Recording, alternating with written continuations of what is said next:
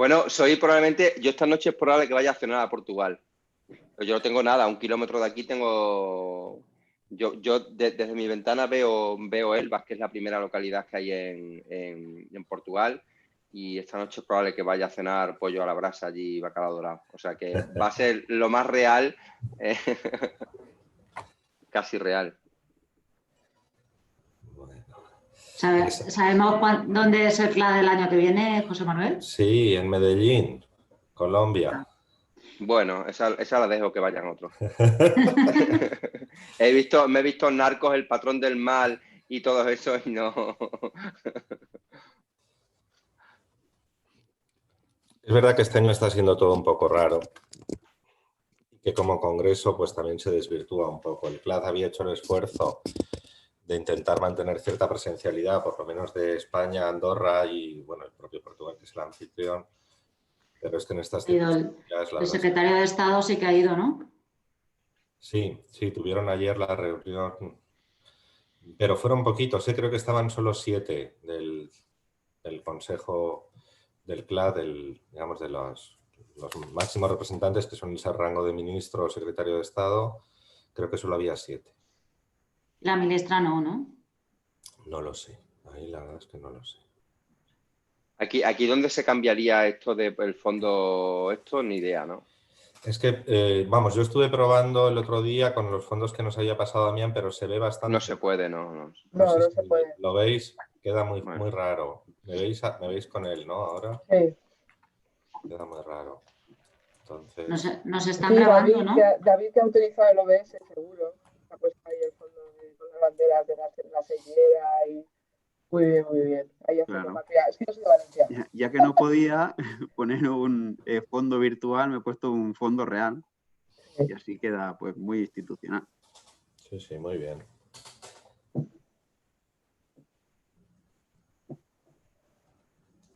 Es decir, que no se sabe ni siquiera cuánta gente está... Ahora cuando entremos se va a ver cuánta gente está asistiendo y tal, o tampoco. En teoría sí. Raquel, sí que podemos ver, ver sí, cuántos participantes podemos. hay, ¿verdad? Podemos. Temos 21 participantes. 21. Muy bien. Bueno, no está mal. Podemos admitir? Podemos admitir os participantes?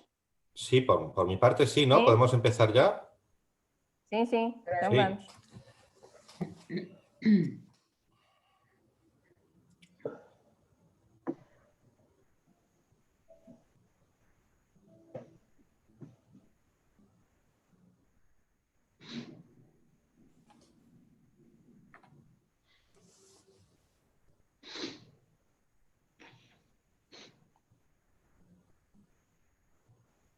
Já estão. De acuerdo, estupendo. Bueno, pues buenas tardes, buenas tardes, buenos días para quienes nos ven desde América Latina. Soy José Manuel Argilés, soy el subdirector de aprendizaje del Instituto Nacional de Administración Pública de España y en este papel me acompañan David Alfonso Jarque, que es el director general de Función Pública de la Comunidad Valenciana, Vicente Valera Gómez de la Peña, director de la Escuela de Administración Pública de Extremadura, María Eugenia Simarro Osorio, directora general de Organización y Recursos de la Federación Española de Municipios y Provincias, y Ana Sánchez Navarro, secretaria de Formación de la Federación de Servicios a la Ciudadanía del Sindicato Comisiones Obreras. Vamos a presentarles un panel que tiene como eje central los viejos y nuevos retos a los que nos enfrentamos en el ámbito del aprendizaje permanente, lo que antes llamábamos formación continua, o a veces también hablamos de formación para el empleo, en las administraciones públicas.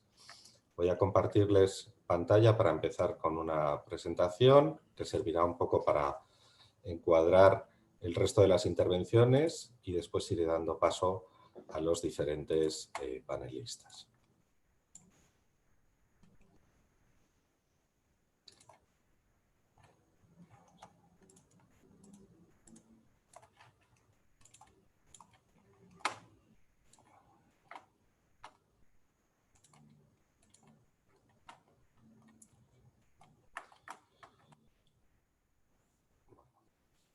como les decía, el eje de esta presentación, o el título es Viejos y nuevos retos y oportunidades para promover el aprendizaje permanente en las administraciones públicas, en lo que venimos denominando entornos VUCA, sobre los que ahora explicaré un poquito más. Este logo que ven a la derecha es el logo del Sistema de Formación para el Empleo de las Administraciones Públicas de España. Es un sistema bastante peculiar porque integra a todos los actores que participan de algún modo en la formación para el empleo de los empleados públicos. Es un sistema paritario que cuenta con representación de las organizaciones sindicales, en el que está la Administración General del Estado, representada por el propio Instituto Nacional de Administración Pública y varios ministerios, y están también las comunidades autónomas, que como saben son las entidades regionales en España que gozan de un elevado grado de autonomía y tienen competencias también en materia de función pública y por tanto de formación de empleados públicos, y participan las entidades locales a través de la Federación Española de Municipios y Provincias. Bueno, cuando hablamos de un entorno VUCA nos referimos a un término que se acuña ya en los años 90, lo he puesto en portugués por tener un pequeño guiño con los anfitriones del Congreso de este año y porque se entiende muy bien. Nos referimos a un mundo que es volátil, es decir, con cambios cada vez más rápidos, a un mundo incierto en el que las certidumbres o las garantías que podíamos haber tenido en algún otro momento dejan de ser tales. Algunos autores como Bauman hablan de una sociedad líquida. Hablamos de un mundo complejo que cada vez tiene desafíos nuevos y de un mundo ambiguo en el que hay distintas facetas y en el que aunque hagamos esfuerzos por tomar las decisiones basadas en evidencias o en la evidencia disponible, no siempre esa evidencia es capaz de responder a las demandas o a los retos y desafíos que se nos plantean. Ello implica que desde las organizaciones y también desde las administraciones públicas tenemos que ser capaces de anticipar los problemas y sobre todo los problemas que pueden modificar eso que antes llamábamos la arena o el tablero de juego. Es fundamental entender las causas y consecuencias de los diferentes fenómenos que no siempre resultan evidentes y a veces se trata de relaciones complejas y multilineales. Por eso es fundamental comprender cuál es la interdependencia entre las distintas variables que participan en los procesos de cambio, anticiparse en la medida de lo posible y prepararse para los desafíos que plantean tanto las realidades en las que estamos inmersos como esas realidades cambiantes que están a punto de llegar y ser capaces de interpretar y aprovechar las oportunidades que se plantean. Un poco en este contexto o en este escenario es en el que se encuadran una serie de procesos relacionados con los cambios en la formación, en los procesos de aprendizaje, de enseñanza y aprendizaje en las administraciones públicas. Este entorno VUCA se caracteriza porque tenemos procesos de alcance cada vez más global, también en lo que respecta al aprendizaje y a las posibilidades de aprender de una forma que ya no necesariamente es presencial ni ubicua. El cambio tecnológico que nos ha abierto muchas posibilidades y que al mismo tiempo ha implicado nuevas formas de relación, nuevas formas de aprendizaje, pero también nuevas formas de relación y nuevas expectativas por parte de la ciudadanía respecto de las administraciones públicas. Nos encontramos con un momento de cambio demográfico que en el caso de las administraciones públicas españolas es especialmente relevante porque tenemos por lo general unas plantillas bastante envejecidas y en muy pocos años vamos a tener unos procesos de salida de gran parte de los actuales empleados públicos con la necesidad de incorporar nuevo talento y también de gestionar adecuadamente el conocimiento que existe en las organizaciones. Nos encontramos con una sociedad en la que algunos autores como Engelhardt hablan de valores postmaterialistas, es decir, una sociedad que valora cosas distintas, que tiene expectativas diferentes y que espera también cosas diferentes de las administraciones públicas, incluyendo una forma distinta de relación, cada vez más mediada por la tecnología de la que hablaba antes, con mayor inmediatez, con mayor participación en el marco de los principios y valores del gobierno abierto, que implica también por parte de las administraciones públicas la necesidad de ser mucho más transparentes, más abiertas a la participación ciudadana, promover procesos de co-creación y rendir cuentas de forma distinta. Y nos encontramos con unos contextos de crisis. Empezamos con una crisis económica hace no tantos años, pero que tiene también consecuencias desde el punto de vista de crisis sociales, políticas, y en el momento en que nos encontramos yo creo que no hay casi ningún ejemplo más claro de lo que es este mundo VUCA del que hablamos que la propia situación derivada de la pandemia vinculada con la COVID-19. Esto supone también, desde el punto de vista de cómo llevamos a cabo los procesos de formación y aprendizaje en las administraciones públicas, la necesidad de adaptarnos. Llevamos un tiempo en el que, muchos años, en el que desde el ámbito de la educación y de la pedagogía hay una revisión de cómo se producen los procesos de aprendizaje y hay un claro llamamiento a que esto implica que los procesos de enseñanza también tienen que cambiar. En el ámbito de la formación para las administraciones públicas, que no deja de ser un ámbito, un subsistema dentro del ámbito de la formación para el empleo, que es formación de personas adultas que trabajan, esto tiene una serie de implicaciones, pero quizá no siempre vamos al mismo ritmo que se mueve el sistema educativo, también por las peculiaridades que tiene nuestro sistema.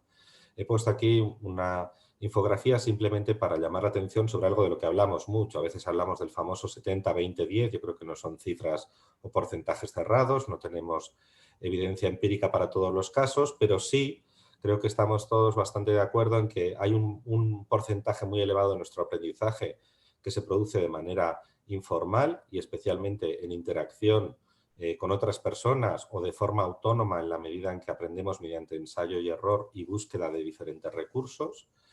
Y el aprendizaje formal ocupa un porcentaje relativamente pequeño. Eso nos debe llevarnos a cuestionar lo que han venido siendo en muchos casos nuestras formas tradicionales de promover la formación desde las administraciones públicas, en las que teníamos una oferta, un catálogo de cursos al que la gente se inscribía y tras cuya superación se emitía un certificado. La mayoría de las escuelas e institutos de administración pública estamos inmersos en nuevos procesos en los que estamos ampliando nuestra oferta de recursos para promover el aprendizaje teniendo en cuenta esa dimensión individual de capacidad de aprendizaje autónomo y también la dimensión social y las posibilidades además que brindan las tecnologías y los nuevos contextos para potenciar el aprendizaje colaborativo.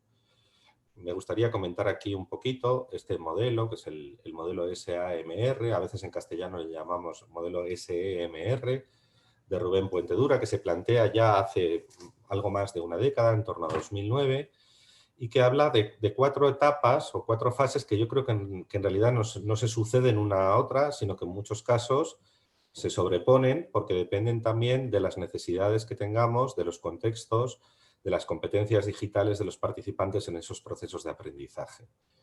Hay unas 2 escalones, por llamarlos de algún modo, en los que hablamos de sustitución y aumento o enriquecimiento, que tienen que ver con cómo la tecnología permite sustituir ciertos patrones o ciertas formas de participar en los procesos de enseñanza y aprendizaje, o bien para incorporar nuevas herramientas que generan algún cambio, pero que nos suponen una gran transformación, o bien para enriquecer y mejorar de algún modo esa experiencia de aprendizaje, o en lo que podríamos denominar ya experiencias de carácter más transformador, rediseñar significativamente las propias actividades o incluso redefinir cómo concebimos esos procesos de aprendizaje.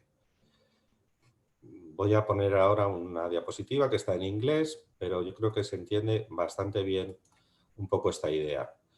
Cuando hablamos de sustituir y enriquecer o aumentar, haciendo un poco la equivalencia con lo que ha sido la evolución de la web, algunas personas hablan de educación 1.0 o enseñanza 1.0.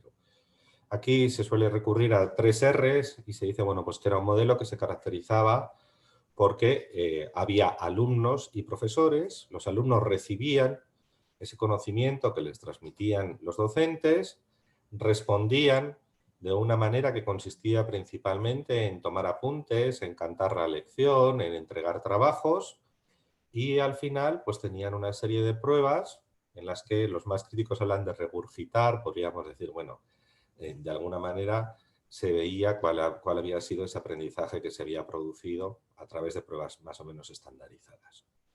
En una segunda fase, cuando hablamos de educación 2.0, lo que se plantea es que el foco se pone en la comunicación, en la capacidad de colaboración, en el aprendizaje entre iguales y aquí sí, en muchos casos, las tecnologías supusieron pasar de lo que venía siendo cierta formación presencial más o menos clásica a otros entornos que posibilitaban estas interacciones. De todas formas, y esto es mi opinión personal, yo creo que tanto en la educación presencial o en la formación presencial podemos encontrar ejemplos de educación 2.0, no está necesariamente vinculada a la formación en línea, se pueden utilizar las tecnologías en el aula y se pueden establecer dinámicas colaborativas y mucho más participativas con ciertas limitaciones tecnológicas, y también podemos encontrarnos con educación 1.0 en entornos virtuales en los que simplemente hacemos una traslación de ciertas pautas de trabajo. En una etapa más avanzada tendríamos lo que algunos llaman la educación 3.0, que se caracteriza por la capacidad de conectar, por lo que simbólicamente podríamos llamar el derrumbe de las paredes del aula, ya sea esta un aula física o un aula virtual, la conexión con el entorno a través de redes sociales, blogs, wikis, a través de diferentes aplicaciones que podemos tener vinculadas con esos entornos donde se llevan a cabo los procesos de aprendizaje, entendiendo que el aprendizaje sale del aula y se desarrolla en cualquier sitio. Aquí incluimos trabajo por proyectos y los participantes, esta relación que antes era más clara entre quién era docente y quién era alumno, se diluye. Los participantes son creadores de sus propios procesos de aprendizaje, son conectores y construyen de manera conjunta. Traigo esta colación porque creo que cuando veamos después algunos de los ejemplos vamos a ver cómo nos encontramos de facto en una mezcla entre estos diferentes procesos en los que vengo comentando, ¿no?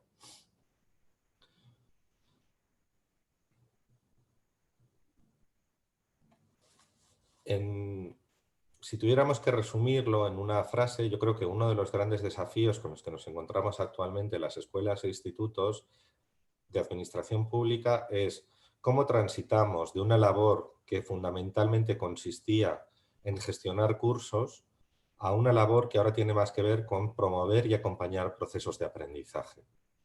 Eso implica que no tenemos alumnos, sino que tenemos participantes que tenemos que asumir que son adultos, que aprenden continuamente, que están aprendiendo, que cuentan además en la mayoría de los casos con una experiencia profesional y personal relevante y que están en contextos de aprendizaje distintos que tienen también requerimientos diferentes.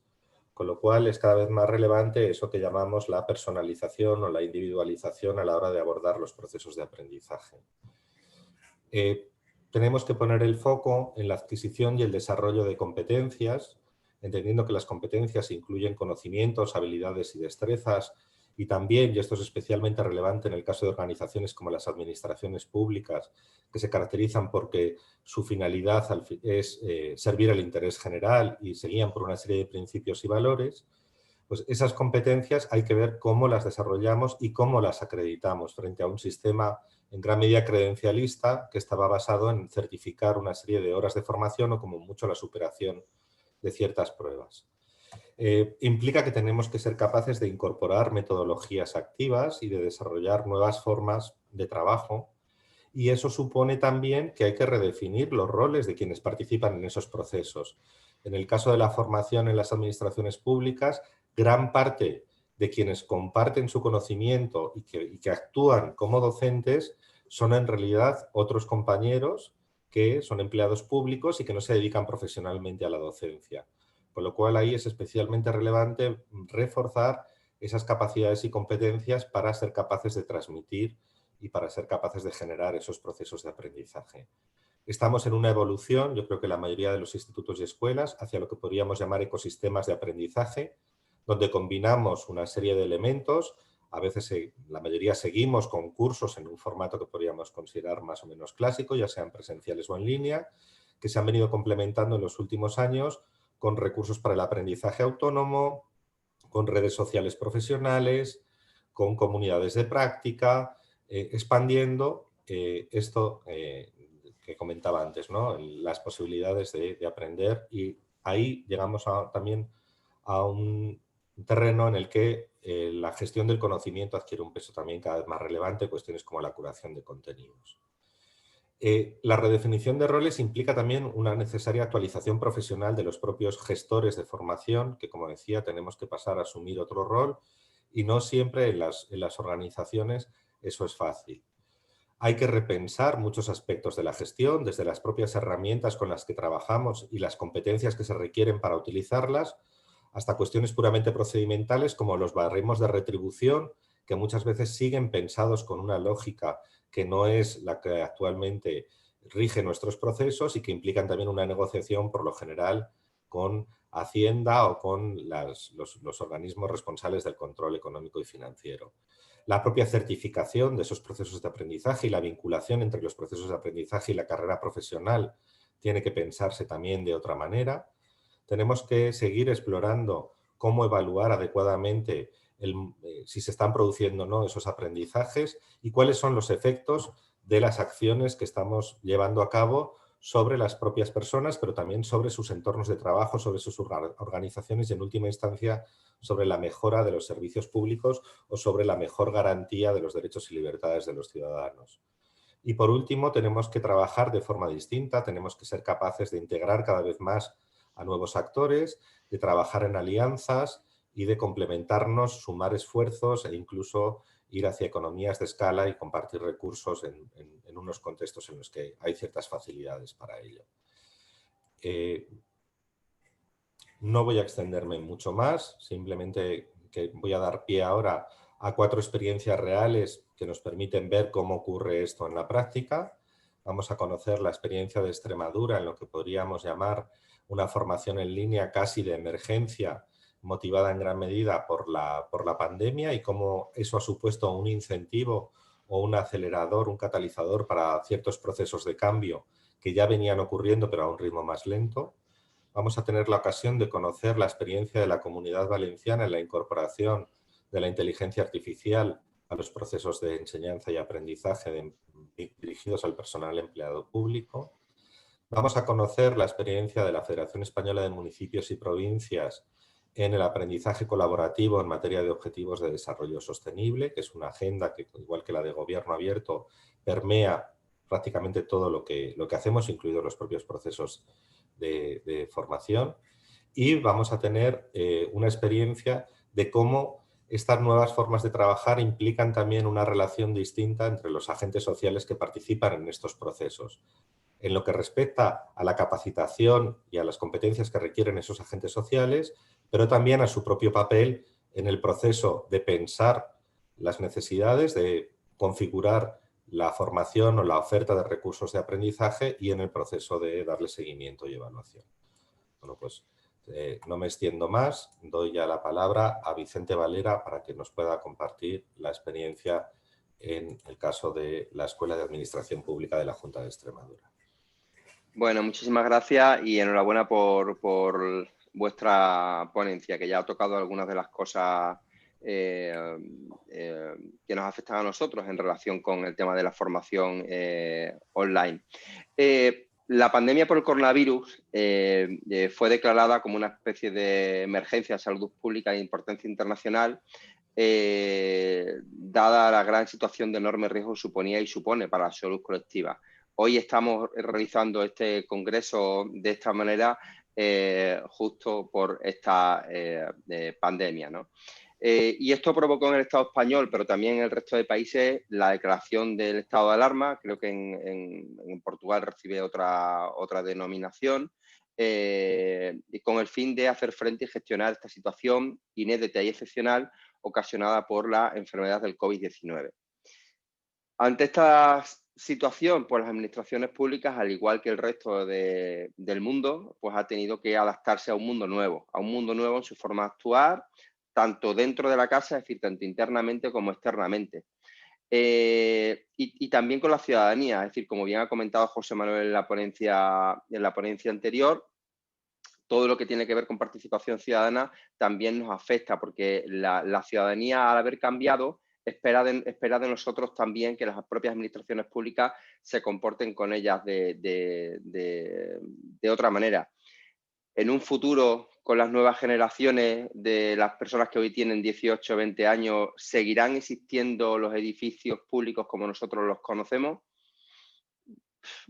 Pues en pocos años lo vamos a ver.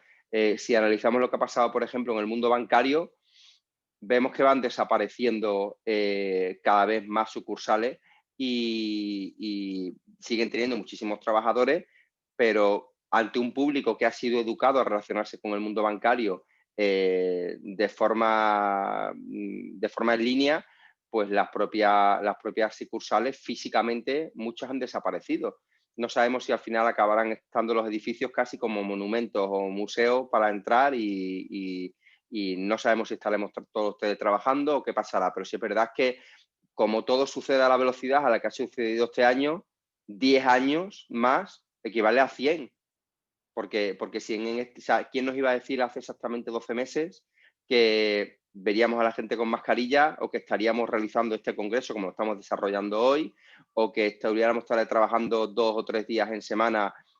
Es decir, el mundo ha cambiado a una velocidad absolutamente abismal para nosotros y para nuestros clientes, ya sean empleados públicos, en el caso de las escuelas de administración pública, a los que ofrecemos nuestros servicios, y también a la ciudadanía. Y esto tiene que ver también con el tema de la formación de los empleados públicos, porque hay que formar a los empleados públicos para esos nuevos retos, ¿no?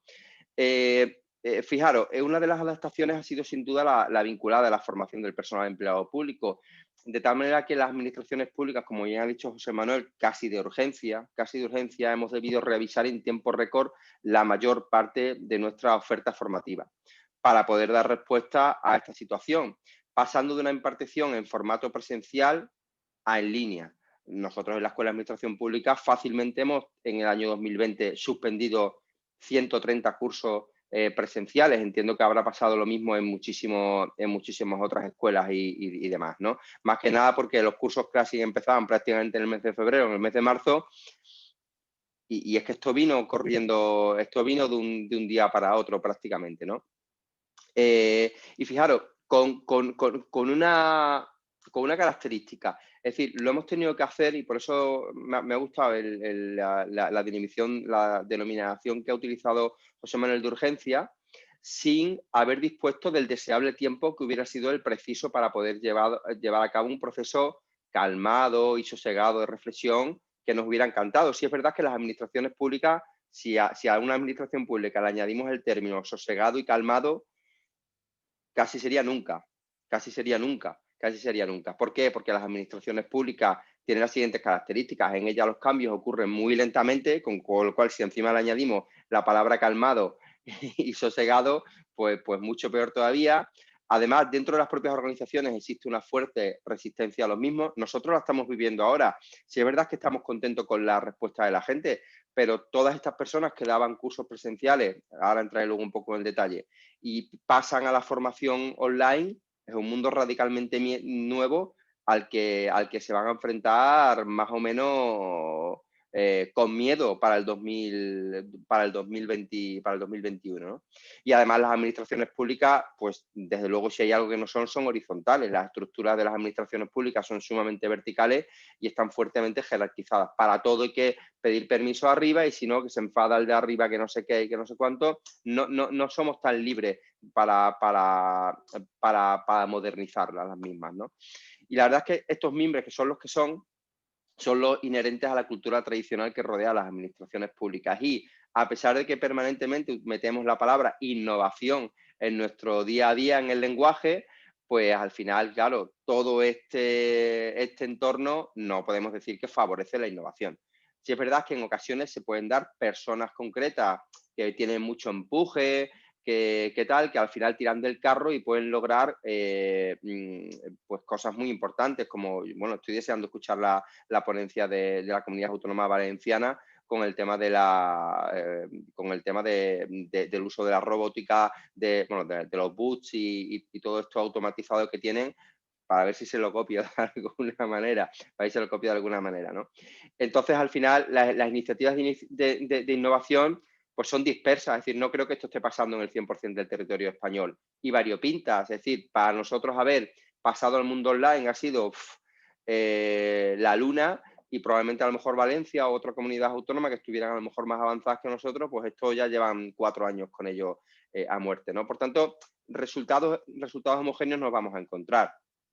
Pero sí es verdad que oportunidades como esta del CLAS pues nos da la oportunidad de relacionar los unos con los otros, y desde Extremadura solo puedo decir que aprenderemos, ¿no? Que aprenderemos.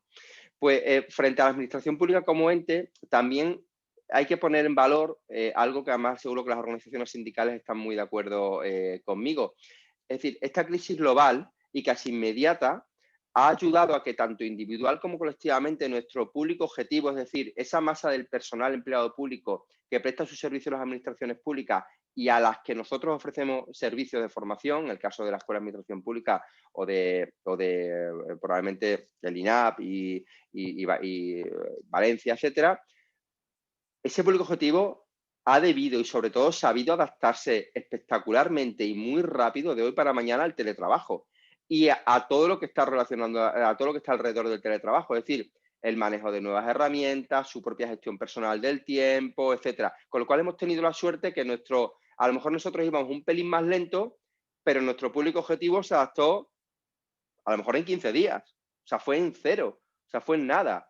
Entonces, esa es la realidad y bueno, entendemos que ha pasado prácticamente en todos los meses. Es decir, los meses de pandemia más dura, yo los considero ha sido de aprendizaje. Es decir, ha sido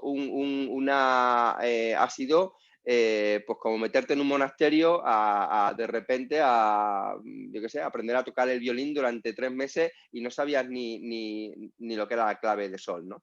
Entonces,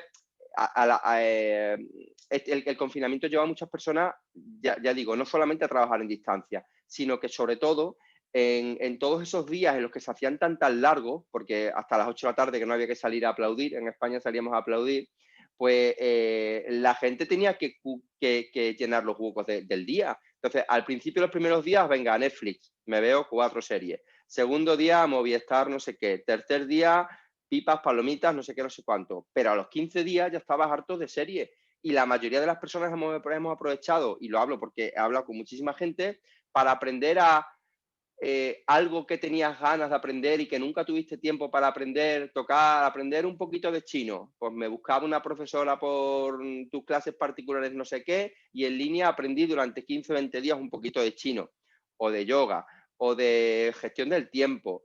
Entonces, la gente pasó de que le molaba muchísimo la formación presencial a, como no quedaba otra, descubrir algo a la fuerza que fue la formación presencial. Y entonces, cuando nos hemos despertado, nos abrieron las puertas de casa, pues nuestro público objetivo ya había cambiado. ¿Cuánto de famoso es aquello que salió por el tema de la privacidad, ahora que estamos en Zoom justamente? Zoom con el lío de que que era una aplicación que no violaba la privacidad, no sé qué. Es que Zoom pasó de 10 a 200 millones de personas usuarias al día. De 10 a 200 millones de personas usuarias al día. Y esto ha pasado con muchísimas cosas. Entonces, fijaros, frente a la agilidad de la transformación propia del sector privado, que siempre pues, es muchísimo más ágil, mucho más rápido que nosotros, en el ámbito público, evidentemente tenemos que reconocer que no fue tan rápido. Las causas básicamente dos, de carácter administrativo y burocrático, entre otras cosas porque en el mundo público no es tan fácil darle al botoncito de gastar. Es que aquí para gastar 4 euros tienes que hacer 300.000 papeles para gastar 4 euros. Una empresa mañana quiere comprar un ordenador, una aplicación, etcétera, y hombre, y si tiene dinero en el banco, lo compra mañana mismo. Y después, bueno, las causas históricas propias de la administración, que bien lo ha comentado antes José Manuel. Teníamos una gran parte o una parte muy importante de nuestro personal docente, es personal empleado público que tiene un gran conocimiento del mundo en el que trabaja y, por tanto, ellos al final tienen en su cabeza todo perfectamente y en el mundo presencial ya se defendían y ahora de repente diles que se pasan al mundo en línea. En este sentido, la Escuela de Administración Pública de Extremadura, los primeros cursos que salen en el año 2021, prácticamente el mes de febrero completo, es un curso de 45 horas, 2 cursos que suman 45 horas para que este profesorado que siempre ha dado los cursos presenciales y ahora les metemos en el mundo online, ya sean Moodle, MOOCs, webinar, etcétera, no se sientan como si mañana me tiran a mí en una plaza de toros y no sé ni lo que es un capote. Es decir, que es que me parece muy mal que nosotros rápidamente soltáramos a la gente al ruedo sin darle las herramientas. Entonces, como somos responsables, vamos a intentar ayudarles dándoles todos esos conocimientos técnicos y pedagógicos, por supuesto, para un mundo nuevo muy distinto del anterior, ¿no? En este marco, las administraciones, por tanto, hemos decidido en algunos casos acudir a asistencias técnicas que nos han ayudado para dar soporte en back office a nuestro personal con las dificultades presupuestarias y sobre todo con la ley de contrato, y en algunos casos hacernos desarrollos tecnológicos a demanda. Pero claro, eso de hoy para mañana, pues a veces no es tan fácil, ¿no? Desde Extremadura, igual que entiendo que en la mayoría de los sitios, crisis es igual a oportunidad. Y por tanto, pues nosotros no estábamos tristes por esto, ni muchísimo menos, sino simplemente vimos que era una gran oportunidad para romper todas las resistencias, ¿no? Más cositas. Sí es verdad que si esto hubiera ocurrido hace 10 años tendríamos un problema mucho mayor, porque hoy en día sí es verdad que todas las plataformas de formación online en estos últimos tiempos son sumamente atractivas, fáciles de uso, etcétera, y realmente os animo a que hagáis esa reflexión que yo la he hecho. Hace 10 años hubiera pasado esto, a lo mejor no hubiéramos podido dar formación. Es que no había tanto como hay hoy en día, no había mucho más que hoy en día. Hoy tenemos cosas muy atractivas que la puedes utilizar en un móvil, en una tablet, en el ordenador, en cualquier lado, y creo que eso nos ayuda un poco a sortear esto. Voy a acabar, en 2 minutos acabo ya.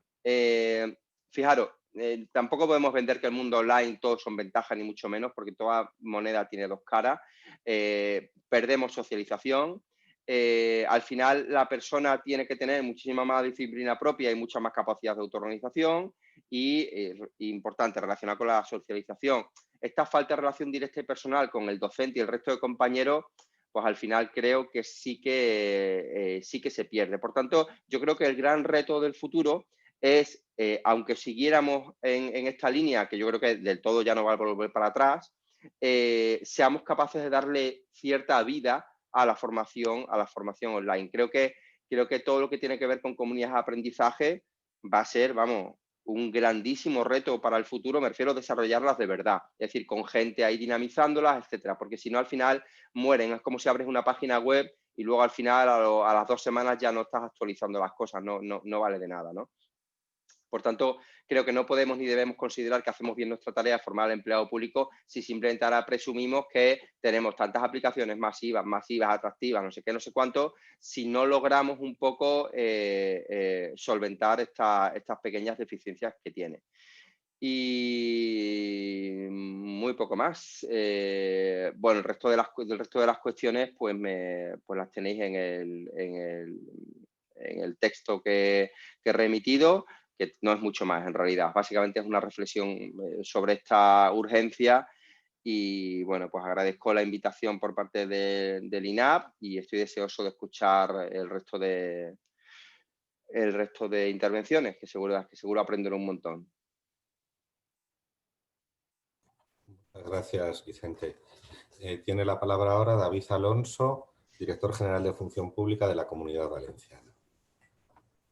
Sí, buenas tardes, buenos días para los que nos siguen desde América Latina. Mi nombre es David Alfonso, soy el director general de Función Pública de la Comunidad Valenciana y la ponencia que vamos a tratar hoy va a ser en relación a la inteligencia artificial aplicada a la formación. En concreto, la inteligencia artificial como una herramienta para el diseño tanto de programas de formación personalizados como su utilización para una formación continua y cambiante, así como para establecer sistemas de evaluación y adaptación de la formación a las circunstancias cambiantes, como muy bien ha puesto de manifiesto José Manuel Argilés, en un entorno que es totalmente volátil y que nos exige unos cambios que con los planes de formación con los cuales estamos habituados no dábamos respuesta, porque eran planes de formación muy cerrados, muy predeterminados, de un año para el siguiente, y por tanto los cambios actuales nos han exigido nuevas formas de formación y para estas nuevas formas de formación creo que es muy importante, perdón que se ha ido la luz, un segundo.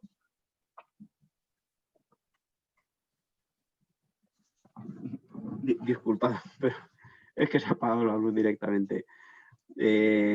Como decía, estamos en un entorno de cambio muy volátil y por tanto entiendo que la formación tiene que dar respuesta a todos estos cambios y a estos retos que se nos plantean, porque por ejemplo en la COVID nosotros tuvimos que dar respuesta, dar formación en prevención de riesgos laborales y tuvimos que apretarnos para poder dar esa formación, todo a través de plataformas online, y para ello nos valimos también de medios tecnológicos, porque no había otra manera. Voy a compartir mi pantalla para que puedan seguir la ponencia. Por tanto, les sea más fácil seguir pues, mis palabras con los detalles que tenemos.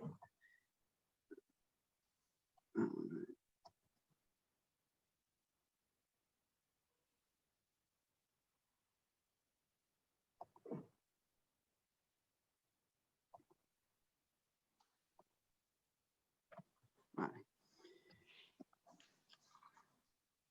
Pues como vemos, la inteligencia artificial es una realidad en nuestro día a día, desde los asistentes de las diversas multinacionales informáticas, estamos como Siri, Alexa, Google, que conocemos, hasta los chatbots de cualquier empresa, cualquier banco, cualquier empresa, sobre todo de ventas, que nos ayudan a realizar determinadas actividades o resolver dudas.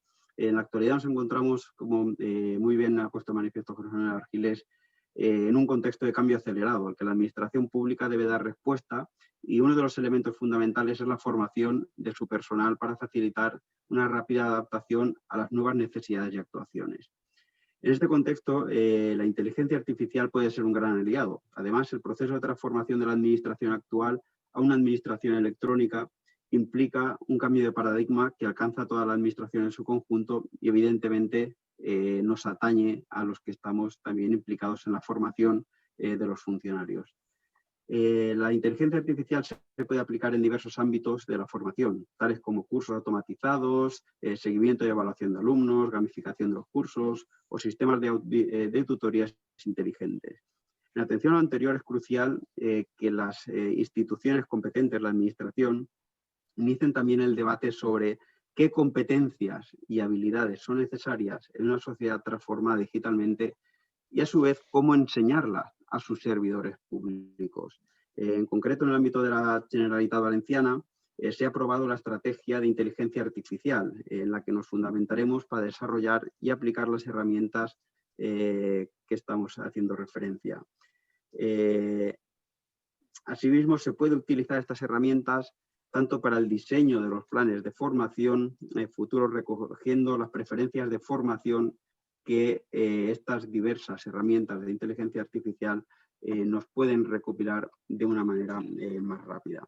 Fundamentalmente, a través de esta ponencia vamos a ver cómo puede aplicarse la inteligencia artificial en la formación de las administraciones públicas. Veremos el e-learning, nos centraremos también en los chatbots y veremos también las tendencias actuales en el sector del e-learning, y veremos también las aplicaciones concretas que estamos haciendo en el ámbito de la Comunidad Valenciana.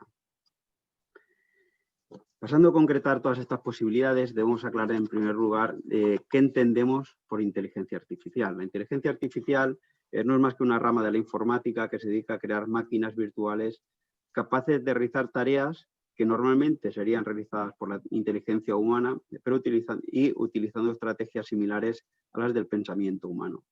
Ejemplos prácticos que prácticamente conocemos todos pues son los asistentes de voz, como hemos visto Siri o Alexa, herramientas de predicción, robots inteligentes y chatbots.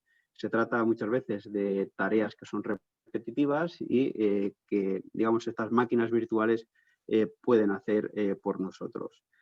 Estas nuevas tecnologías se están expandiendo a muchos sectores, incluido el de la formación, consiguiendo con ello mejorar y evolucionar la manera en la que se forma a los trabajadores, no simplemente con la formación presencial, que es la que estamos acostumbrados, sino estableciendo determinados mecanismos automáticos que nos pueden servir. ¿Y cómo puede la inteligencia artificial aplicarse a la formación de las administraciones públicas? Pues de muchas maneras. Evidentemente, el e-learning es el más conocido y en el cual nos centraremos y iremos viendo sus ventajas y demás. La aplicación de la inteligencia artificial en la administración podría ayudar a acabar con algunos de los problemas de la formación actuales, como son pues, la utilización de métodos genéricos y no personalizados para los programas de formación, temarios demasiado teóricos en la inmensa mayoría de los casos, planes de formación rígidos, cursos que se van pasando de un año a otro y resultan poco atractivos, y también con sistemas de evaluación obsoletos. Gracias a las características de la inteligencia artificial y unido a los sistemas de aprendizaje, podemos encontrar muchas oportunidades para desarrollar las capacidades de nuestros empleados públicos de una forma más eficaz y efectiva que no simplemente, como decía José Manuel, ser el alumno de un curso, sino pues a través de participación y haciendo que la formación esta pueda ser más dinámica. Centrándonos en el e-learning, podemos ver cuáles son las ventajas, ¿no?, que nos ofrece el e-learning. En primer lugar, nos ofrecen una mayor automatización, personalización en muchos de los casos, nos permite un almacenamiento de grandes volúmenes de información y sostenibilidad a largo plazo, que puede ser interesante para poder hacer unos mejores análisis de nuestros planes de formación. Gracias a ello será posible, por una parte, diseñar programas de formación especializados y personalizados.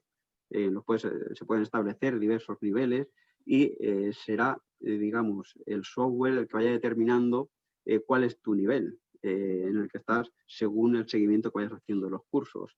Se pueden crear también contenidos específicos según la situación y la necesidad en cada caso. Y también nos permite realizar informes detallados del desempeño del personal a partir de los datos almacenados, digamos, a través del Big Data que nos permite esta inteligencia artificial. Además, hay que tener en cuenta que el e-learning es una modalidad formativa que cada vez va en aumento, y va en aumento por diversas razones. Una de ellas es su bajo coste, porque al final, aunque pueda tener un coste alto en un inicio, a largo plazo tiene un coste más bajo. Por la dispersión geográfica también del personal empleado público, y porque para realizar este tipo de formación no es necesario realizar desplazamientos, por la flexibilidad de horarios, la disponibilidad para los usuarios, la agilidad y gestión del conocimiento, y porque los empleados públicos ya poseen una madurez y una serie de competencias digitales que así lo permite.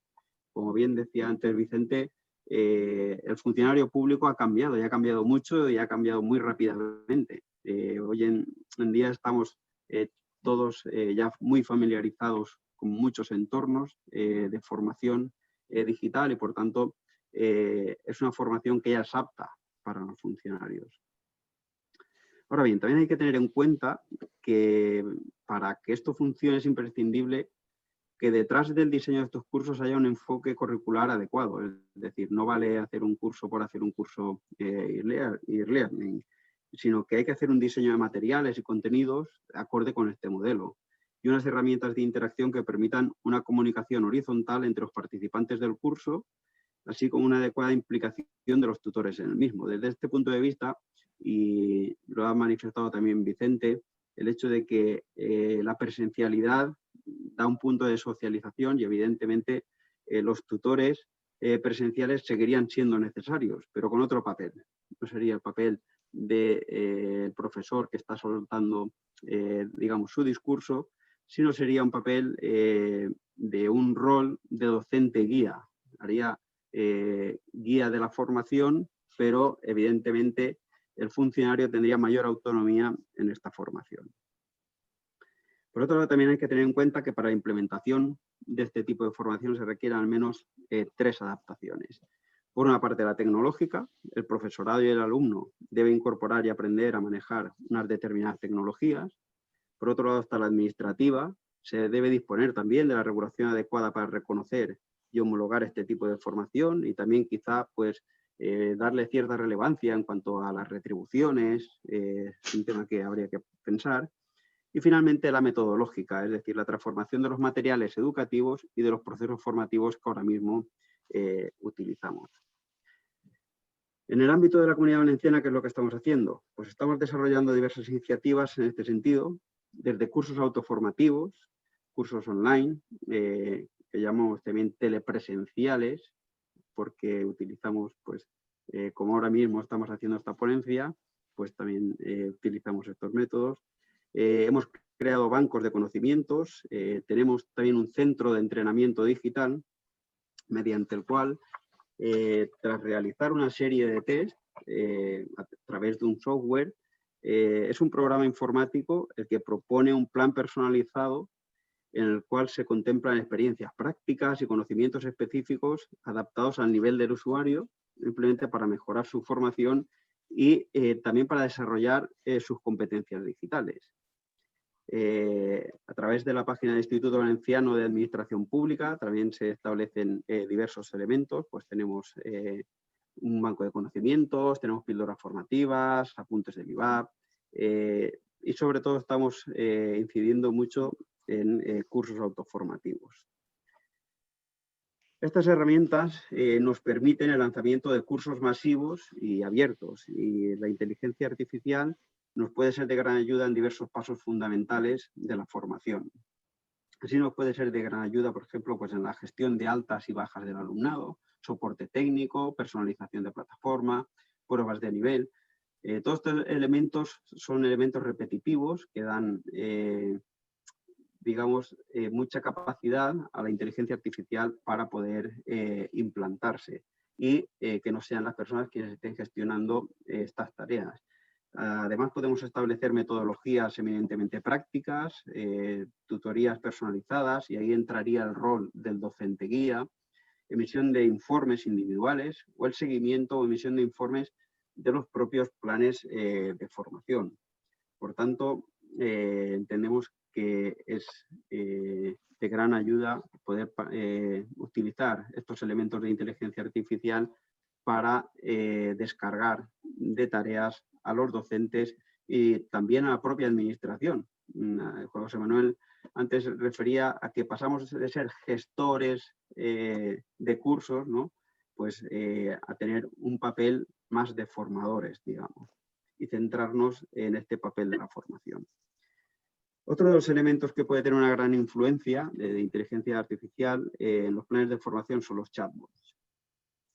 ¿Qué es un chatbot? Pues los chatbots no son más que una nueva tecnología basada en la inteligencia artificial y que tiene como principal objetivo la realización de tareas sin la supervisión de un ser humano. Es un software autónomo en constante actualización que es capaz de aprender sobre los gustos y las necesidades de las personas con las que interactúa.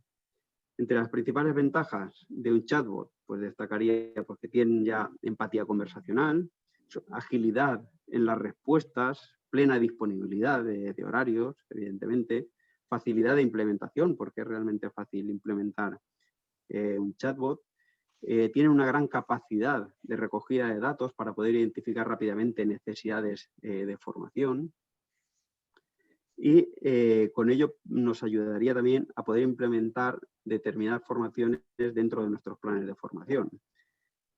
Por otra parte, estos chatbots ayudarían también a los docentes a reducir los tiempos de organización y realización de tareas diarias y se convertirían en ese compañero virtual encargado de resolver determinadas dudas o proporcionar informaciones básicas.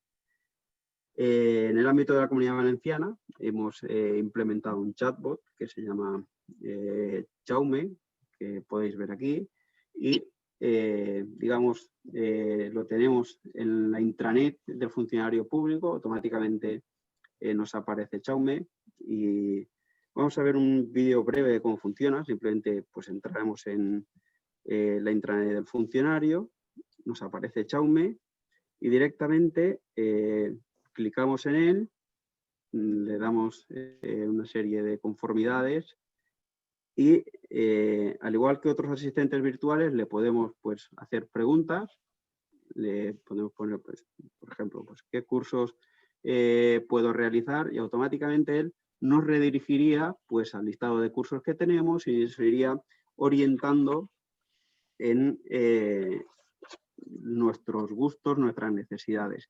Estos chatbots también se pueden aplicar en todas las aplicaciones que tengamos porque puede detectar necesidades de formación. Cuando tú en una aplicación le estás preguntando al chatbot diversas cosas, de ahí se puede derivar necesidades de formación. Y estos chatbots lo importante es que recogen esa información y después es más fácil analizarla. Por eso consideramos que es muy importante poder tenerlos. Continuando con el e-learning, podemos ver las tendencias actuales en el ámbito del e-learning. Fundamentalmente son 8, como vemos en esta infografía. En primer lugar, tenemos el aprendizaje informal, que es una tendencia que centra su atención en cómo las personas pueden desarrollar mejor sus competencias y no tanto en una mera adquisición de conocimientos. Es un aprendizaje basado en el debate, intercambio de ideas, de forma colaborativa y no solo mediante cursos formales, que como José Manuel ha referido en cómo aprendemos, evidentemente el e-learning incide en todos estos elementos. Otro es el aprendizaje social 3.0, entre la utilización de herramientas como las redes sociales, el aprendizaje automático o machine learning, que lo que hace es la inteligencia artificial a través del Big Data, lo que hace es poder adaptar mejor los planes de formación y los cursos a nuestra persona y nuestras necesidades. También está la tendencia de Internet de las cosas y la habilitación móvil, es decir, al final esta corriente aboga por la conectividad entre diversos dispositivos electrónicos y supone a su vez la adaptación de contenidos tradicionalmente diseñados para ordenador a dispositivos móviles, como pueden ser los teléfonos inteligentes o las propias tablets. Evidentemente ya podemos utilizar cualquier elemento para formarnos. El microlearning es otra de las tendencias, es decir, ya no los cursos de 15, 50 horas, 100 horas, que se pueden hacer muy tediosos, pues nos encontramos ante una sociedad también de consumo rápido, queremos el aquí y el ahora, y es una tendencia que también se ha trasladado a la formación online a través de microcontenidos directos, fáciles de entender.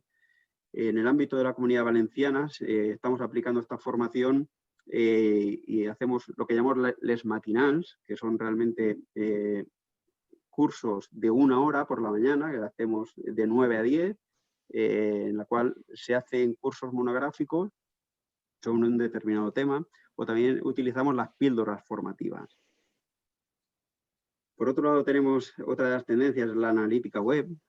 A través de este recurso se puede obtener datos referentes a los contenidos consultados, qué se consulta, cómo se consulta, cuándo se consulta, y por ello también es muy útil para detectar necesidades de formación. Y finalmente, otra de las tendencias es lo que hablamos de las emociones. El aprendizaje basado en las emociones crea en el alumno la necesidad de profundizar en los contenidos formativos a través de nuevos estímulos como la gamificación. ¿Qué es la gamificación? Pues la gamificación no es más que, bueno, un término que proviene del inglés game y es una técnica de aprendizaje que consiste en aplicar los elementos y la mecánica de los juegos. Estos juegos que se crean para la formación siguen un sistema en el que se incluyen, pues, por ejemplo, pues, tablas de clasificación, niveles, recompensas, insignias, trofeos, sistemas de puntos o de bloqueos de contenidos después de dominar contenidos anteriores. Y es importante porque tiene incidencia en el cómo aprendemos, que antes manifestaba José Manuel. Porque ¿qué relación hay entre aprender y jugar? Pues está comprobado, y hay diversos estudios, que las personas que aprenden con estas técnicas perfeccionan más rápidamente sus habilidades y son capaces de retener información durante más tiempo, en comparación, evidentemente, con los que hacen esa formación con procedimientos tradicionales. ¿Cuáles son los beneficios de esta gamificación? Pues fundamentalmente el compromiso, ya que gracias a esta forma de aprender los individuos se involucran más con los objetivos a conseguir en ese curso o en esa formación, una mayor motivación, una mejor experiencia de aprendizaje, que se tiene también un feedback instantáneo, ya que los participantes saben en el momento qué es lo que saben y qué deberían saber, porque si no superan la prueba, evidentemente es que no están, digamos, aprendiendo el contenido del curso.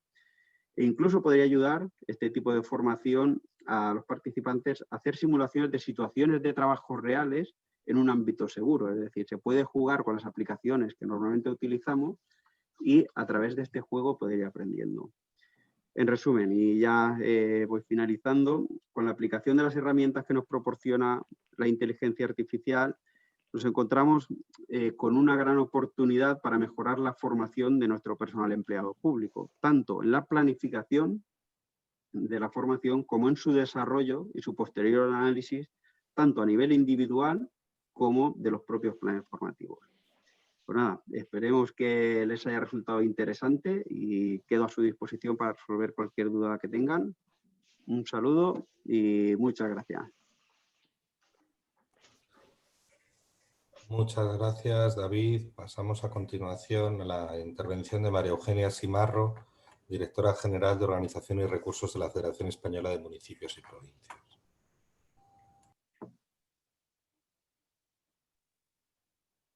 Muchas gracias, José Manuel. Muchas gracias, compañeros. Voy a intentar compartir la presentación.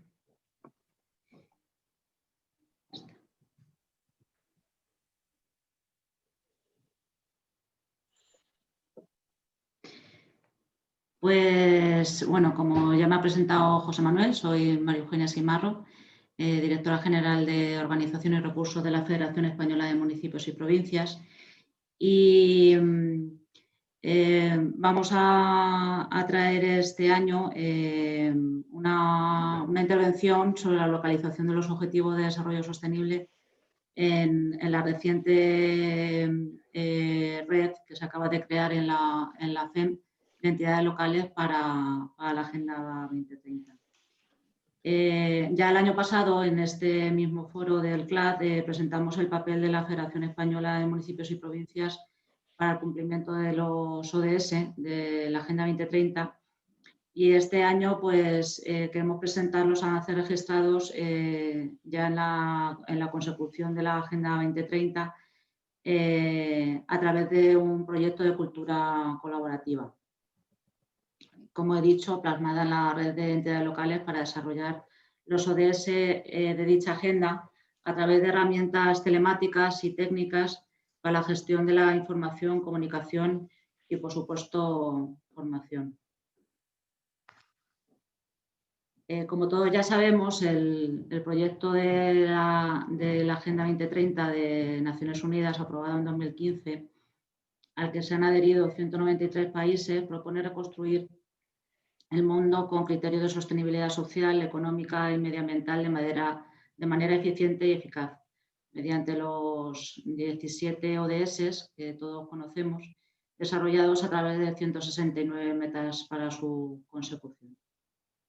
Por otro lado, el Plan de Acción aprobado por España en junio de 2018 para la implementación de dicha agenda asume el compromiso desde la gobernanza multiactor y multinivel, de manera que se generen alianzas para que un proyecto sea un proyecto compartido de país, así reforzando y ampliando la implicación de los gobiernos locales.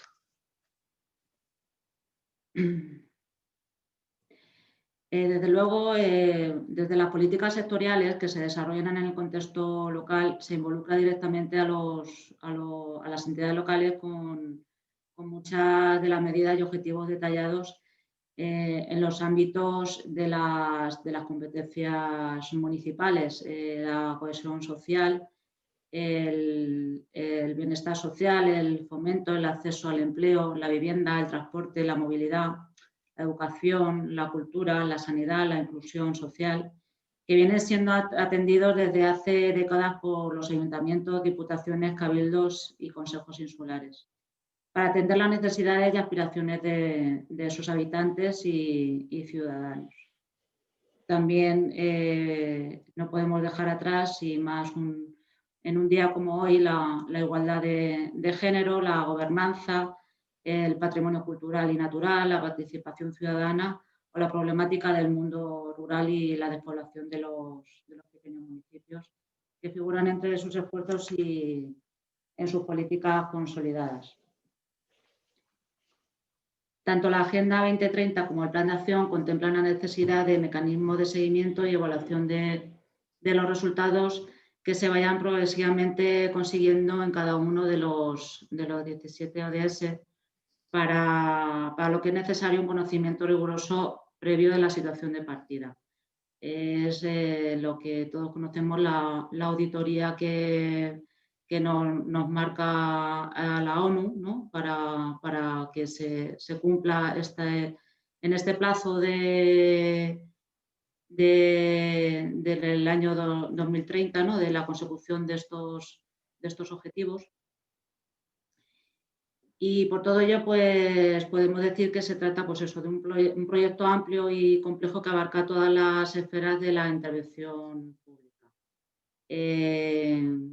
También con una política o una interacción multinivel, como la palabra de moda, multinivel y multiactores. Ahora mismo estamos aquí representados, pues, bueno, como el gobierno central a través del INAP, los compañeros de las comunidades autónomas de Extremadura y de la Comunidad Valenciana y la FEN, que representa, pues, los gobiernos locales, ¿no? Ese multinivel que es tan sumamente necesario que se cohesione y se coordine.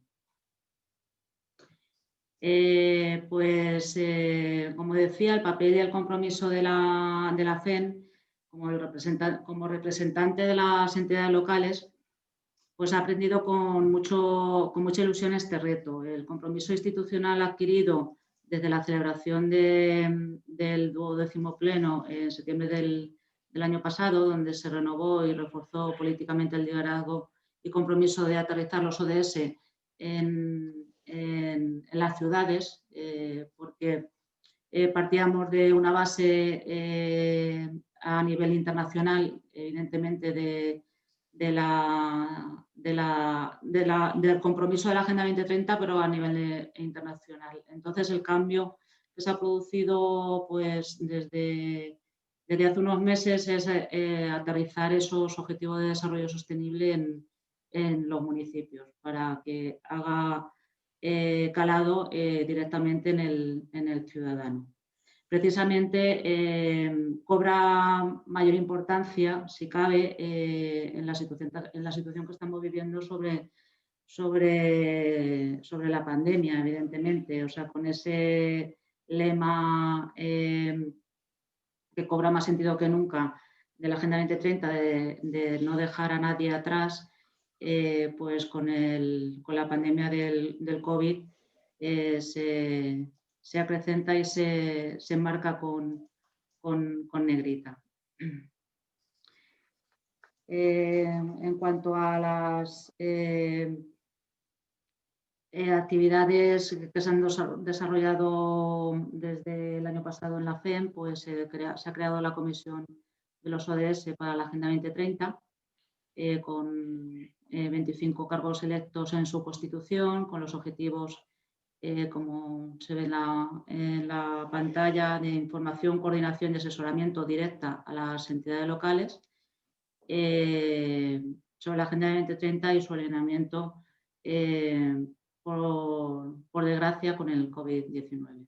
La presidencia la ostenta el alcalde de Cáceres y ahora recientemente, en octubre, se ha creado la red de entidades locales, que es una red, la red de redes de entidades locales es la FEM, pues la constituyen varias redes, y esta es la última que se ha creado y la más transversal y la más longitudinal para conseguir los objetivos que nos plantea la Agenda 2030.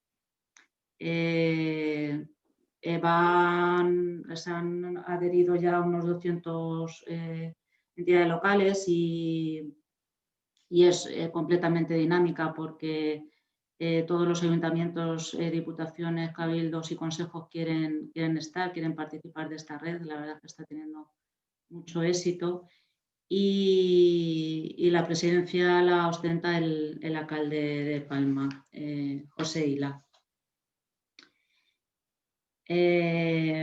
Por otra parte, también queremos destacar que desde la FEN se ha colaborado en el informe Progreso que elabora el Gobierno de España a través de la Vicepresidencia Segunda, la Secretaría de Estado para la Agenda 2030, para conocer los avances de la implementación de los ODS en el conjunto del del país, que se ha trabajado en temas referentes a la acogida de refugiados e inclusión social y economía social, en materia de violencia de género, en fomento de la igualdad de oportunidades en zonas poco pobladas, además de incidir en el acceso a los servicios públicos básicos en su población residente.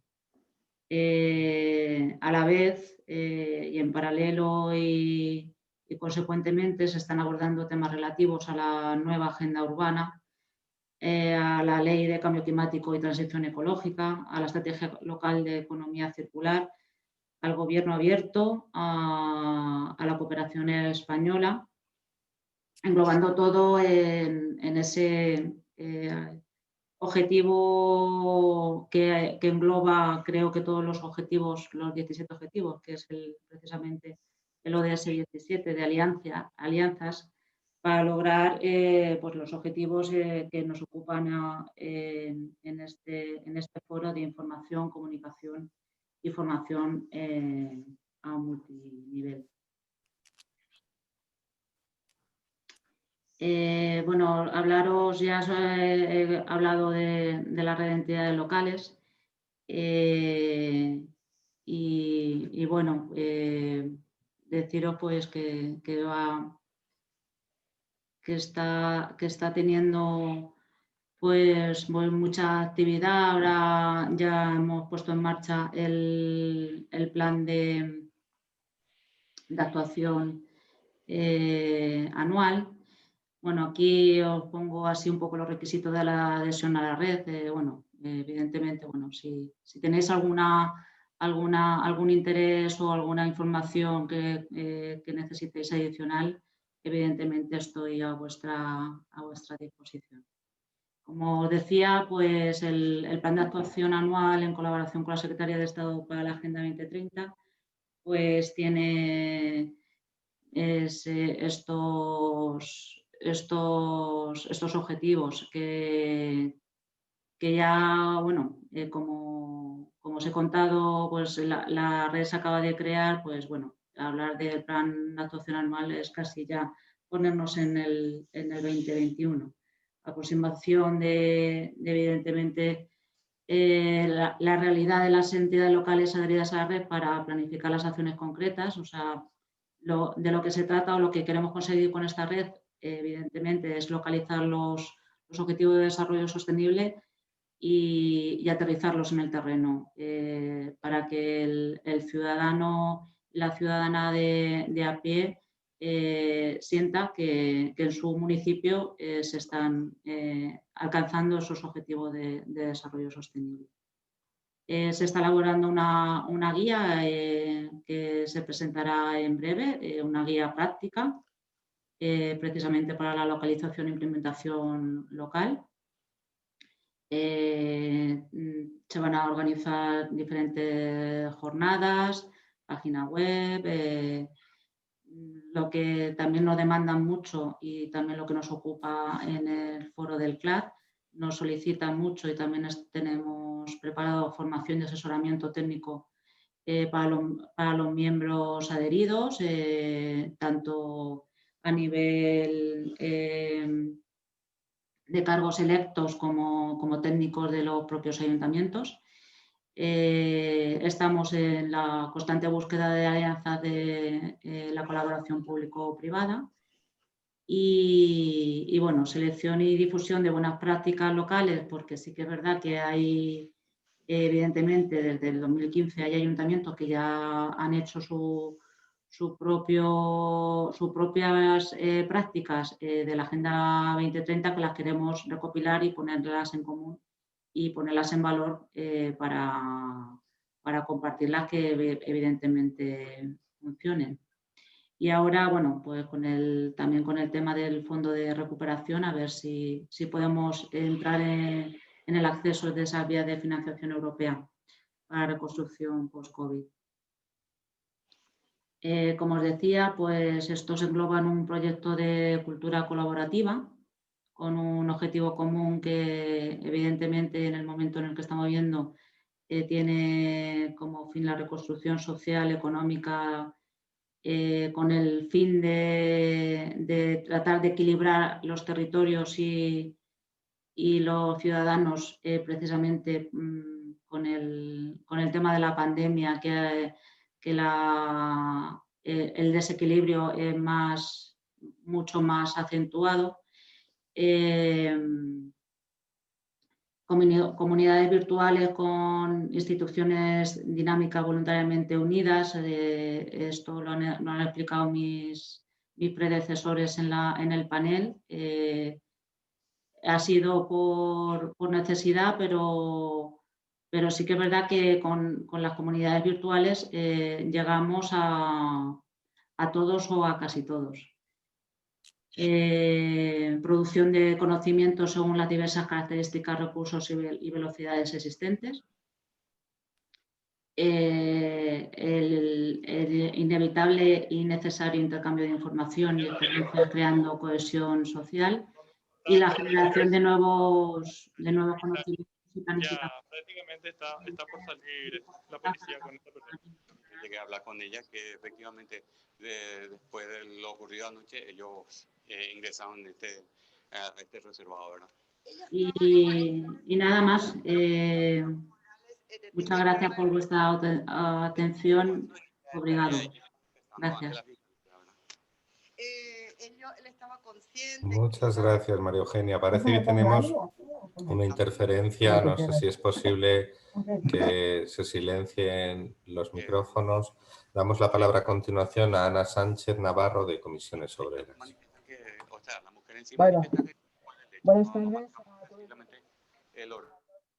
los que están presentes en esta jornada desde la otra parte del océano. Yo lo que quiero también es transmitirles de parte de las organizaciones sindicales con comisiones obreras, CESIF y SIGA.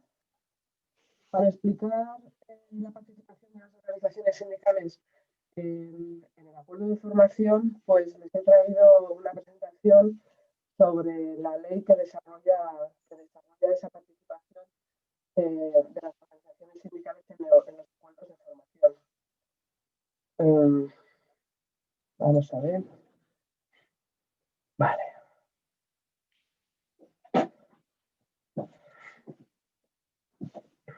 A ver. Bien. La ley que desarrolla el acuerdo de formación, la ley 30/2015, es la que regula el sistema de formación para el empleo en el ámbito laboral, y su aprobación y posterior desarrollo reglamentario introdujo cambios relevantes en el sistema de formación para el empleo.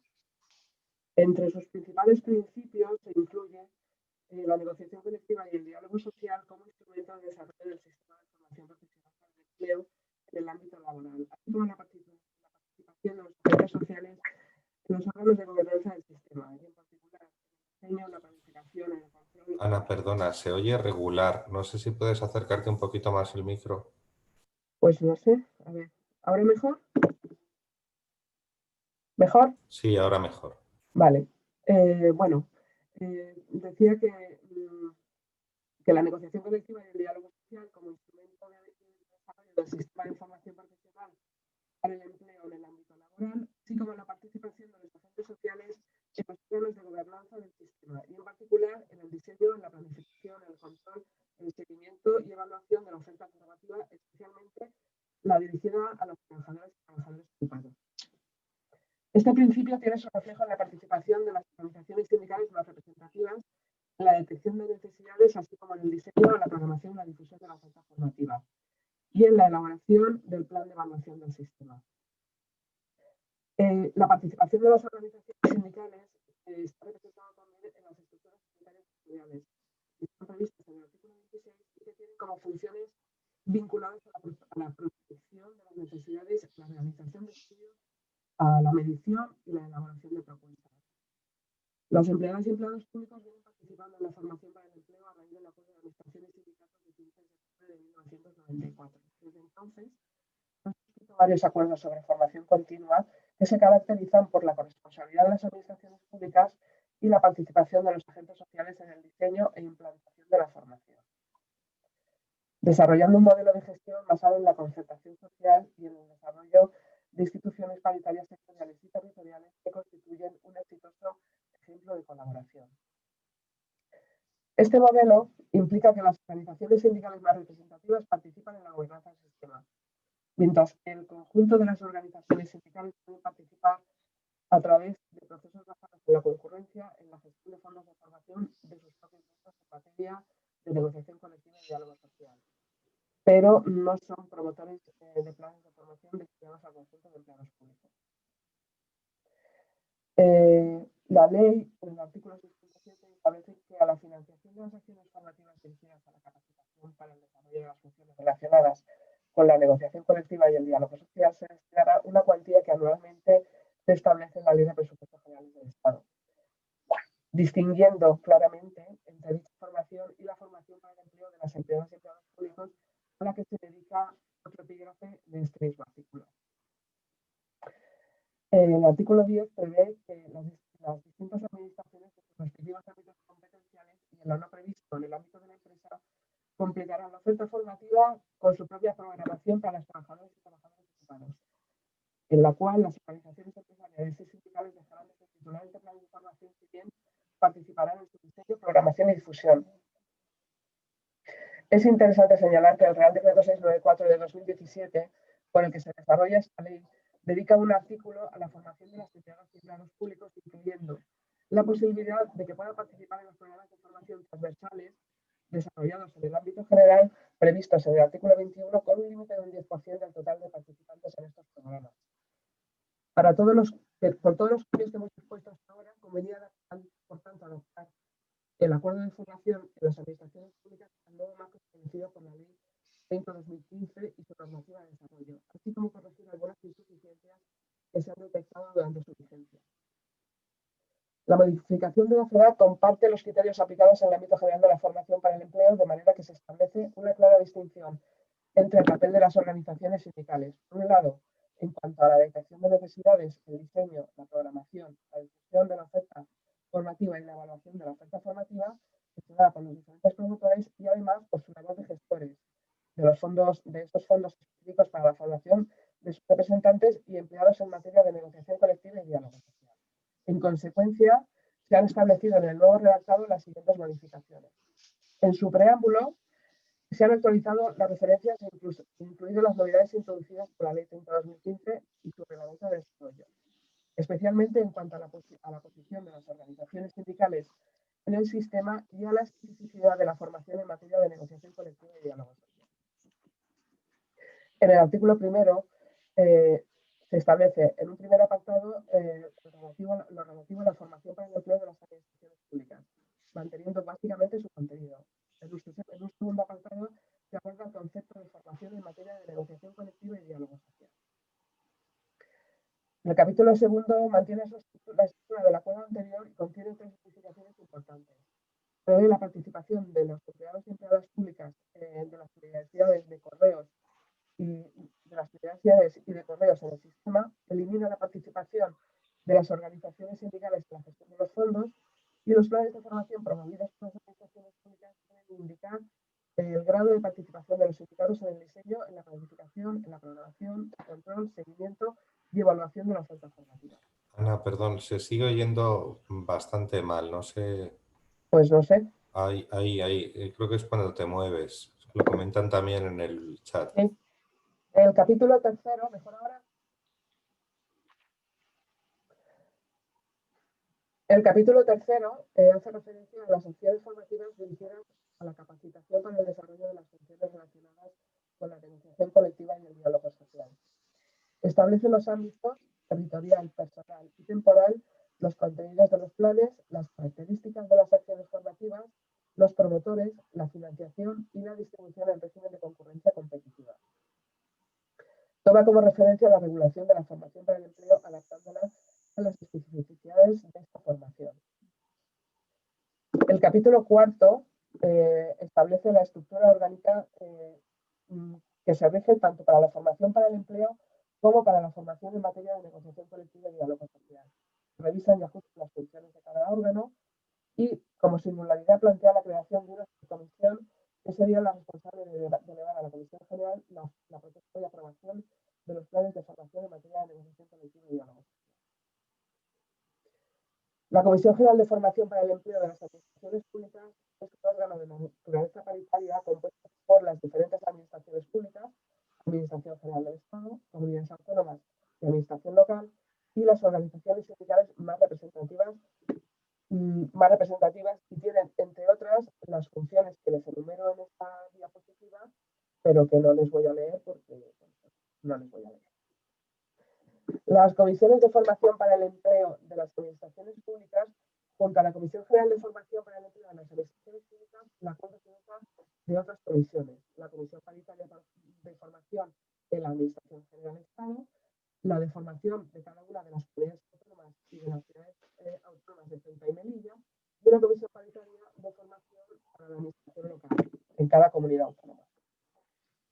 Estas comisiones de formación para el empleo de las administraciones públicas también son de naturaleza paritaria, están compuestas por la representación de la administración correspondiente y las organizaciones sindicales más representativas firmantes del acuerdo, y tienen, entre otras, las funciones de aprobar las solicitudes de los planes de formación, resolver las discrepancias que surjan durante el procedimiento o ejecutar los acuerdos adoptados en el seno de su comisión. La estructura orgánica de la CEDAF mantiene el establecimiento de cauces de comunicación y participación con las instituciones competentes en materia de formación continua. La promoción de un funcionamiento del sistema que garantice la eficacia y eficiencia en el desarrollo de toda la actividad formativa, así como la implantación de cauces para compartir recursos formativos, criterios, normas y pautas de actuación que sirvan de apoyo a políticas compartidas por el conjunto de las administraciones públicas. El fomento de medidas que tiendan a favorecer la conciliación de la vida personal y familiar, de la vida familiar y laboral en la realización de las actividades formativas que se efectúan en el marco de este acuerdo y, dada su constitución paritaria, pone en valor la apuesta del sistema por el diálogo social. La Ley 30/2015 abre la puerta a desarrollar la formación sindical en materia de negociación colectiva y diálogo social, y para ello se están desarrollando en los dos ámbitos en los que es posible, el confederal y en las administraciones públicas, los proyectos de orden de bases que deben regular las respectivas convocatorias, que después deberán indicarse en las comunidades autónomas. Finalizo la presentación disculpándome por los problemas que hayan podido haber en cuanto al sonido y dándoles las gracias a todas las personas que asisten a esta ponencia. Muchas gracias, Ana. Quedan 6 minutos apenas y lo hemos apurado. Siempre parece que el tiempo va a ser suficiente y al final nos alargamos un poquito más. Si alguien... No, tú te has ajustado muy bien. Si alguien más, aparte de los comentarios que han ido surgiendo en el chat, quiere plantear algún tipo de consulta, comentario, tenemos estos 5 minutos finales para abordarlo. O si alguno de los participantes quiere aportar alguna otra cuestión.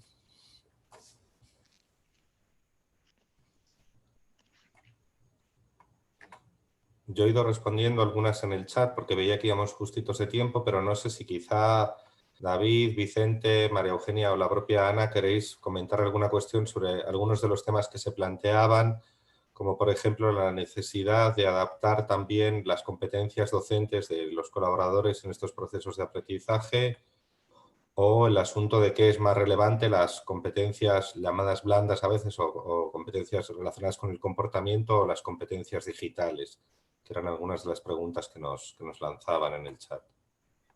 Sí, José Manuel, por una parte es interesante la pregunta que hacen con respecto a la capacitación de los formadores, digamos. Y nosotros, de hecho, uno de los primeros cursos que hicimos fue una formación para formadores, es decir, formar a nuestros formadores que tradicionalmente están haciendo los cursos presenciales para que pudieran adaptar tanto los contenidos como la forma de dar el curso para poder hacerlos online. Entonces, esa fue una de las primeras formaciones que hicimos, o sea, formar a nuestros propios formadores. Y por eso sí que es interesante.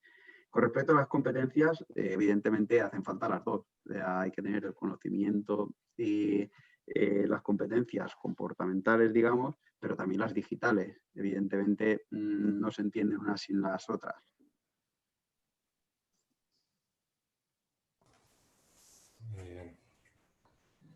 No sé si el resto de los Sí, panelistas...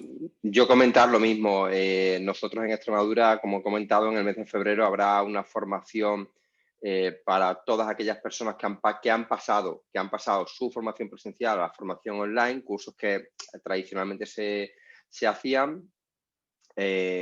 Son 45 horas las que van a recibir, es decir, todo el mes prácticamente de febrero, distinguiendo dos partes. Una parte técnica, es decir, de dominio de las plataformas para que se sientan cómodas en ellas, y luego otra relacionada con la parte más pedagógica, porque es diferente la parte de, digamos, el rol. Utilizado antes una denominación, José Manuel me parece, no, me parece que era el director general de la Función Pública, David, que es el de docente guía. Me parece que utilizabais el término docente guía, ¿no? Que es un rol pues distinto del que simplemente va muchas veces a un aula a soltar una cosa que se sabe 100% de memoria. Y aquí es que si no dinamizas el curso online, el problema que tienes es que el grado de éxito, es decir, personas que finalizan el curso, es mucho menor del que es un curso presencial.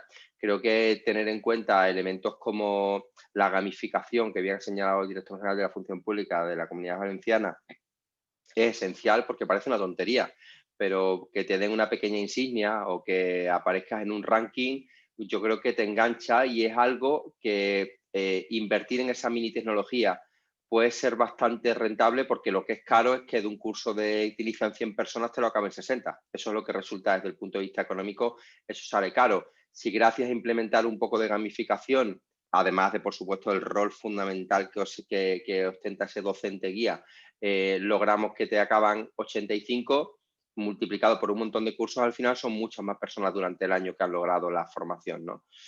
Entonces, me ha encantado el tema de la gamificación, que nosotros la primera experiencia que tuvimos no fue buena, tuvimos una experiencia regular. Siempre contamos la anécdota que hay una señora que llamó a la escuela que estaba todavía esperándose a subirse al barco, que no era capaz de subirse al barco de un videojuego, y no sabemos decir cómo subirse al barco, y está todavía esperando. La señora hace 2 años. Entonces, bueno, hay que buscar algo que sea un poco más sencillo, porque no todas las personas son gamers. Es decir, que a lo mejor las generaciones futuras de funcionarios ya serán gamers, pero hoy en día personas que les faltan muy pocos años para jubilarse, quizás no les resulta tan fácil un joystick, vamos, no sé. A mí me gustaría cerrar, nos queda un minuto, planteando una reflexión final. Creo que llevábamos en la mayor parte de las escuelas e institutos, y con la colaboración de los agentes sociales y también en el caso de las entidades locales, llevábamos bastante tiempo. Yo diría que casi desde los años 90, planteándonos la incorporación de elementos diferentes en nuestros esquemas de formación y aprendizaje. En los últimos tiempos, y creo que especialmente con motivo de la pandemia, igual que ha ocurrido con otros procesos sociales, hemos vivido una aceleración que está haciendo que hayan aparecido incentivos nuevos para procesos que generalmente llevan más tiempos, que se han acelerado. La obligación de teletrabajar ha supuesto que ha habido personas que han tenido que subirse a ese carro de las competencias por lo menos mínimas para hacer ese teletrabajo. Estamos viendo la relevancia de seguir impulsando la capacitación en competencias digitales. Y creo que eso hace que estemos ante ciertos procesos, de ahí el título también de este panel, que no eran nuevos en sentido estricto, estaban de alguna manera en el debate, pero sí estamos empezando a aplicarlos de otra forma. Y respondiendo a una de las preguntas que se planteaban, yo creo que muchos han llegado para quedarse. Quizá estos incentivos sean distintos, pero creo que nos han forzado a un proceso de adaptación que en muchos aspectos no tiene marcha atrás. Y es también nuestra labor generar esos espacios para que quienes tienen menos competencias digitales no se vean afectados por la brecha y puedan seguir sumándose a los procesos. Creo que hay un riesgo también de acelerar en exceso cierta modernización de los procesos de aprendizaje, sin tener en cuenta que no todo el mundo es capaz de adaptarse al mismo ritmo. Pero si somos conscientes de eso y lo cuidamos, creo que efectivamente vamos a estar ante unos escenarios completamente distintos a lo que hacíamos hasta hace poco.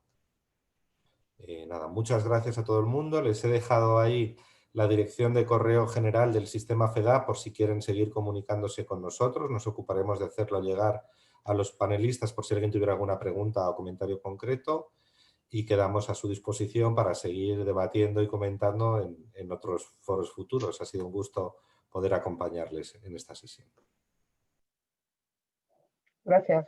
Hasta luego, buenas tardes. No, muchas gracias. Venga, hasta Gracias, luego. hasta luego, David. Muchas gracias. Buenas tardes. Boa tarde. Obrigada pela vossa participação. Obrigado.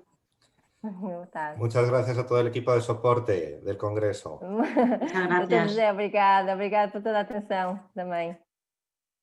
Um resto de boa semana.